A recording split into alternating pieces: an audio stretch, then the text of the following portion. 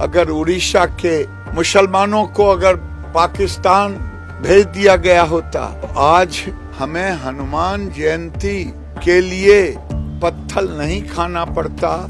हमने तो कभी पत्थर नहीं फेंका तुम्हारे तजिया पर। हमारे हनुमान जयंती की शोभा यात्रा पर क्यों? अगर ये घटना होगी, आने वाले दिन में हिंदू भी इसके खिलाफ उठेंगे। संबलपुर की घटना पूरे उड़ीसा और भारत को हिला देने वाली घटना है, डरा देने वाली घटना है।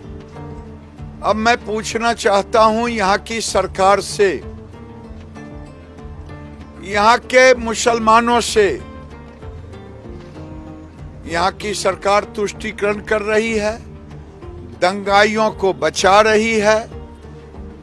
क्या 75 साल में कभी उड़ीसा के लोगों ने किसी तजिया पर कोई पत्थर फेंका हो हिंदुओं के द्वारा? हम तो वसुधैव कुटुंबकम कहते हैं। आखिर हम हनुमान जयंती कहाँ मनाएंगे?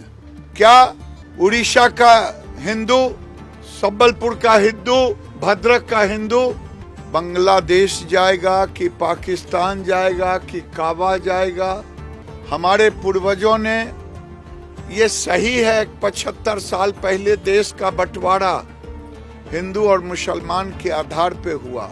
अगर उड़ीसा के मुसलमानों को अगर पाकिस्तान भेज दिया गया होता, तो आज हमें हनुमान जयंती के लिए पत्थर नहीं खाना पड़ता और यहाँ की सरकार वोट के लिए तुष्टीकरण की राजनीति नहीं करती। वही मैं देश से और यहाँ की सरकार से, टुकड़े टुकड़े गैंग से और मुसलमानों से पूछना चाहता हूँ कि हमें कब तक दबाना चाहते हो?